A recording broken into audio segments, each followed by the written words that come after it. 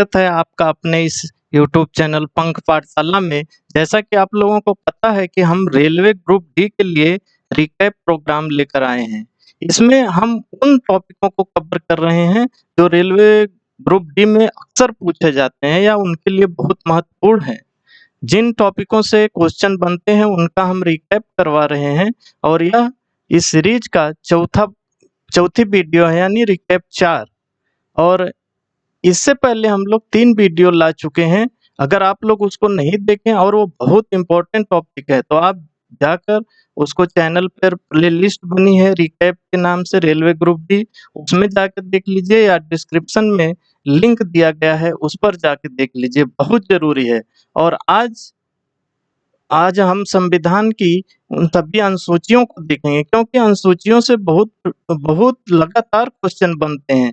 जैसे 10वीं अनुसूची में क्या है, 8वीं से बहुत बनते हैं, 11वीं से बहुत बनते हैं, 12वीं सभी अनुसूचियाँ और एक नज़र में हम लोग देख लेंगे तो अगर ये सब चीज़ें हमें याद हो जाएंगी। रही बात मेरी, मैं हूँ इंद्रजीत, अभी रेलवे में स्टेशन मास्टर के पद पर कार्यरत हूँ और ग्रुप डी का एग्जाम मैंने पास किया है तो इसलिए सिलेक्टेड हैं, सिलेक्शन दिलाएंगे, ये वादा रहा।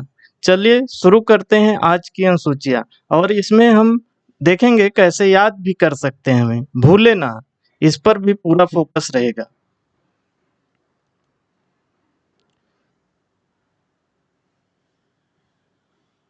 तो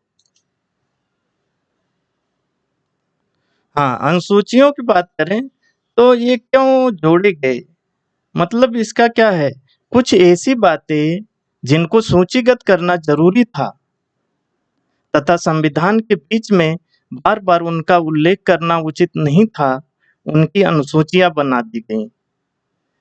समझ के सीधा सा मतलब है, कुछ ऐसी चीजें थी जिसको सूचीगत करना था और बार बार अगर संविधान में उन्हीं चीजों को डाला जाता तो संविधान और बड़ा हो जाता। तो हम बीच में जब कभी उनका जिक्र आता था तो बोल देते थे कि इस अनुसूची में इस बात को देख सकते हैं, तो संविधान ज्यादा मोटा नहीं हुआ और बार बार उल्लेख करना भी सही नहीं था, इसलिए इनको अनुसूचियों के रूप में जोड़ दिया गया था। अच्छा, अनुसूचियां जो थी वो मूल संविधान में 8 ही थी। जब हम लोग 26 नवंबर 1949 को संविधान पर हस्ताक्षर किए उस समय हमारी अनुसूचियां केवल 8 थी और इस समय 12 हो गई हैं। यानी समय समय पर संविधान संशोधन के माध्यम से इनमें 4 अनुसूचियां जोड़ी गई हैं जो है 9, 10, 11, 12। अच्छा, चलिए शुरू करते पहली अनुसूची। तो पहली अनुसूची है राज्य और केंद्र शासित प्रदेश के क्षेत्रीय अधिकार क्षेत्र से, मतलब कितने राज्य हैं उनकी सूची, कितने केंद्र शासित प्रदेश हैं, उनकी सीमाएं कहाँ तक हैं। तो सबसे पहले किसी देश के लिए यही ना जरूरी हो जाता है डिसाइड करना कि कितने राज्य और कहाँ-कहाँ तक उनका अधिकार क्षेत्र है, उसको सबसे पहले यानी सबसे नंबर 1 में रखा जाएगा पहली अनुसूची में। और इससे जुड़े अनुच्छेद हैं 1 और 4।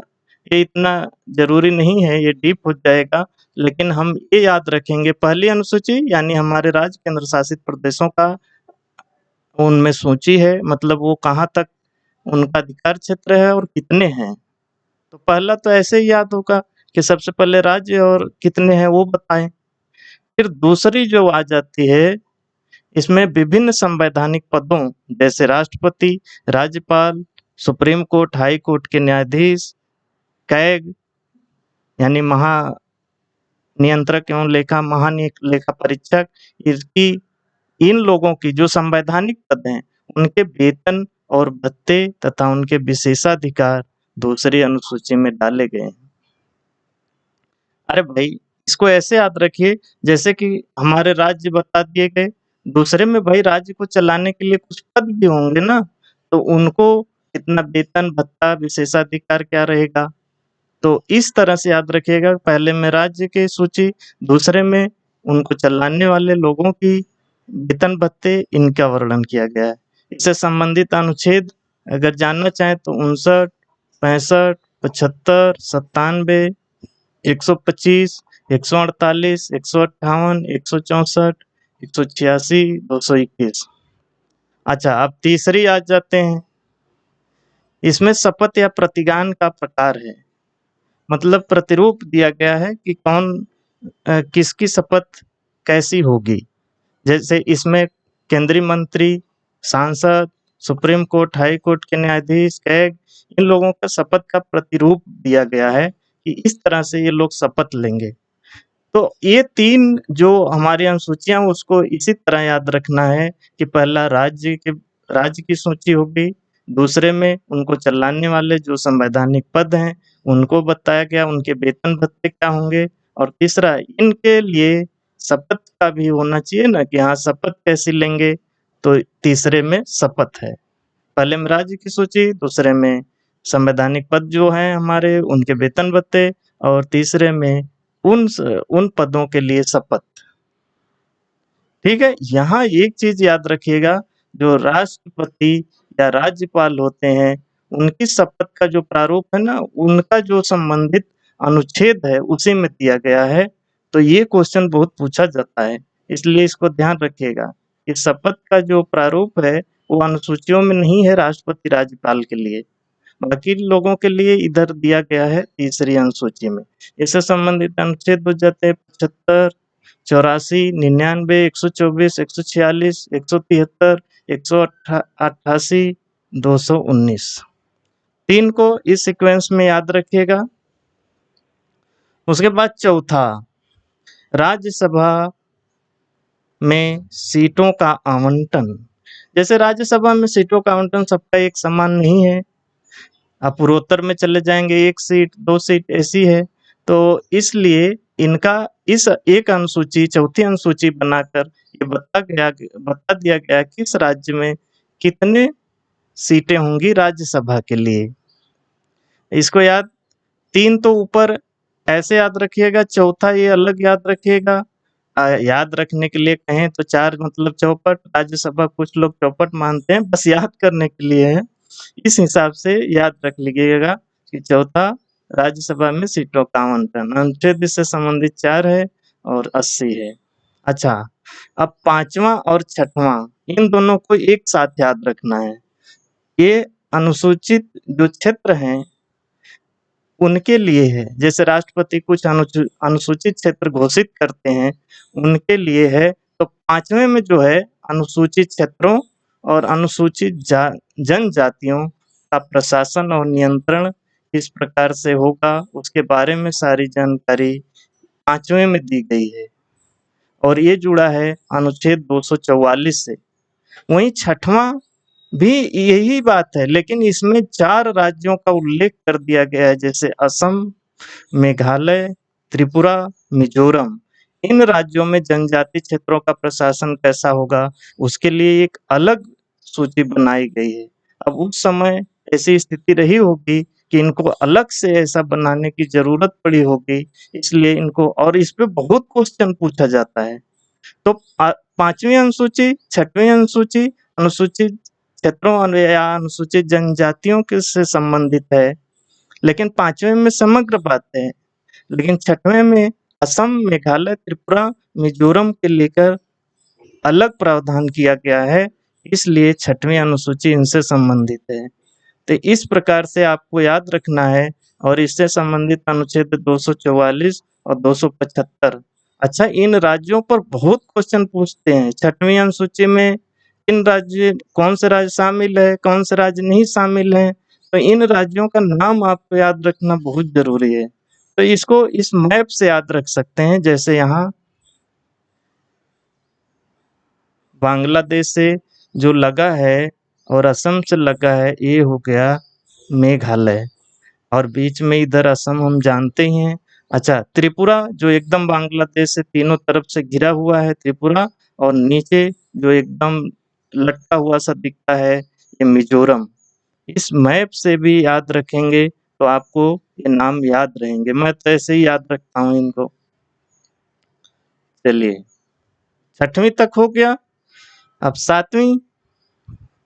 7वीं जो हमारी सूचियां हैं, जैसे शक्तियों का बंटवारा हम पढ़ते हैं तो उसमें 3 सूचियाँ बनाई गई थी, संघ सूची, राज्य सूची और समवर्ती सूची। उनमें जो विषय शामिल हैं, उनको इसी 7वीं अनुसूची में जोड़ा गया है।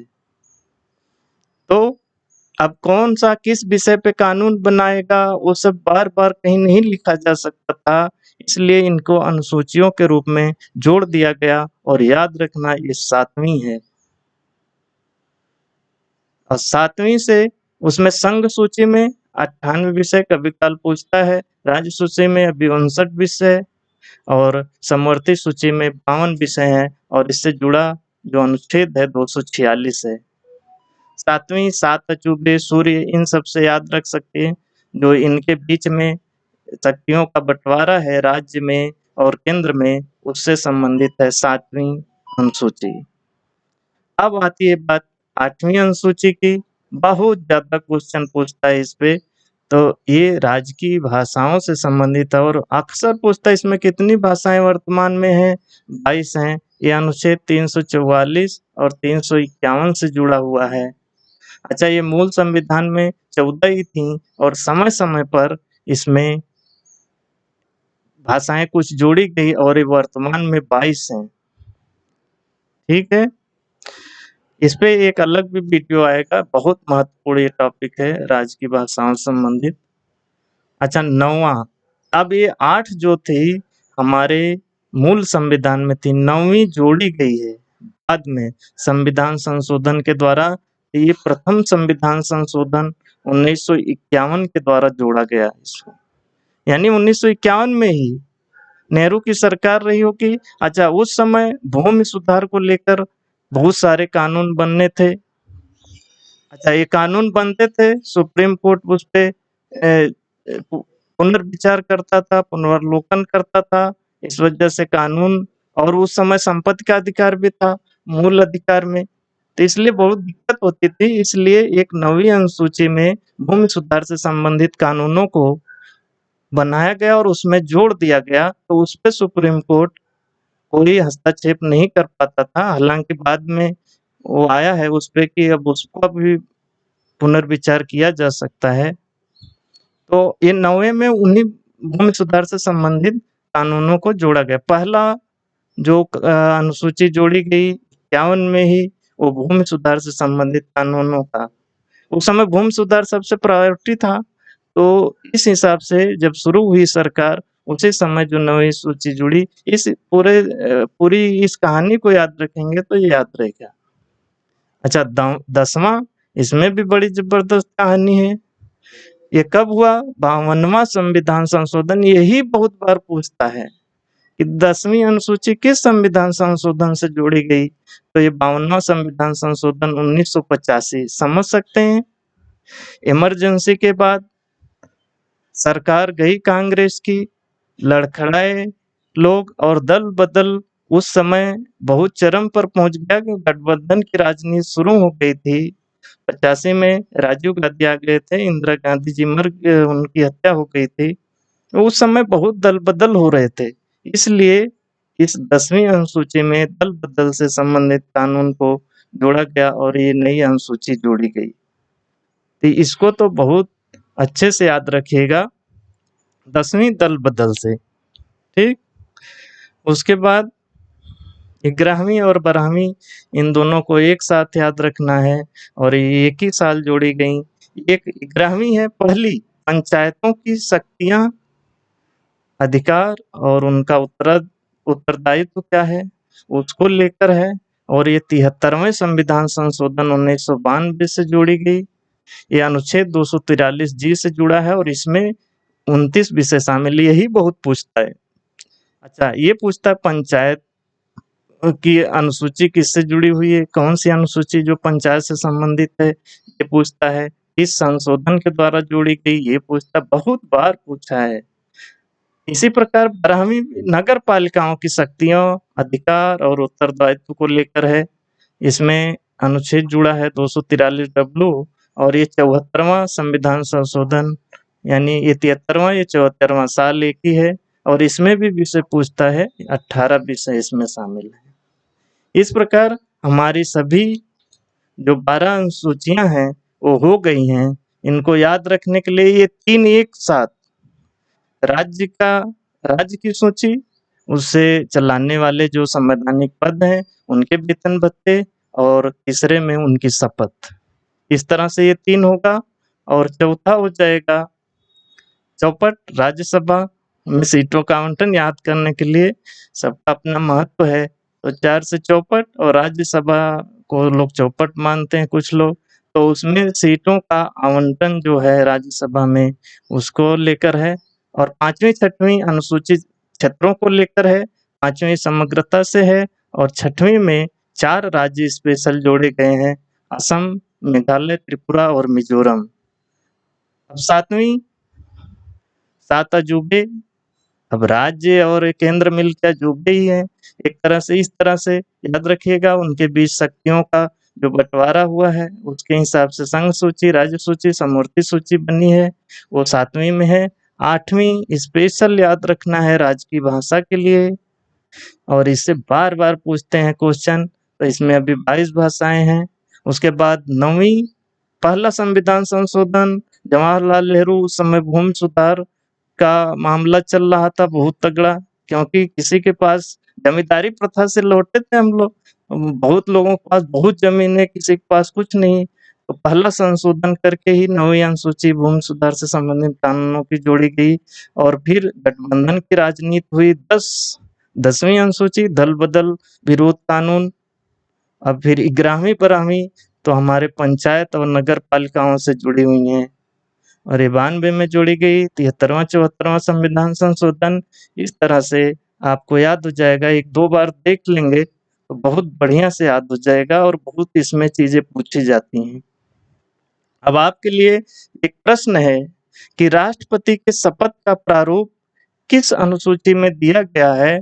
इसका उत्तर सभी को कमेंट बॉक्स में देना है।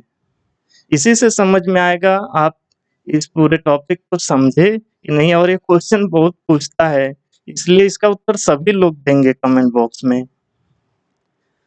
अच्छा, क्या अब आपको सभी अनुसूचियाँ याद हो गई? कमेंट बॉक्स में ज़रूर बताएँ और 1-2 बार देख लेंगे ना इसको तो 100% याद हो जाएगा और यहाँ से बहुत सारा क्वेश्चन फँसेगा। अगर इसकी पीडीएफ चाहिए तो नीचे डिस्क्रिप्शन बॉक्स में टेलीग्राम का लिंक है, उससे जाकर उससे जुड़ जाइए और वहाँ पे मैं सारी पीडीएफ दे देता हूँ, ताकि जब एग्ज़ाम आपका पास हो तो फटाफट, वीडियो नहीं देख पा रहे हो तो फटाफट पीडीएफ को जो डाउनलोड रखेंगे उसको फटाफट रिवाइज़ कर लेंगे। इससे आपको सभी चीज़ें ताज़ा हो जाएँगी और एग्ज़ाम में काम आएँगे और ये सब इम्पोर्टेंट टॉपिक है, तो कोई भी वीडियो मिस मत करिएगा, सभी वीडियो देखिए। अच्छा, इसके कोई वीडियो मिस नहीं हो उसके लिए आपको चैनल को सब्सक्राइब कर लेना होगा, बेल आइकन दबा देना होगा ताकि जब भी वीडियो डले आपको तुरंत मिल जाए। तो आप लोग अपना प्यार बनाए रखिए, अभी नया चैनल है, ने नया हम लोग पढ़ाने वाले भी नए हैं, अभी उतना अच्छा टेक्निक या टेक्नोलॉजी नहीं हुई है, लेकिन फिर भी जो कंटेंट मिलेगा वो ज़बरदस्त मिलेगा। धन्यवाद दोस्तों, दिल से धन्यवाद।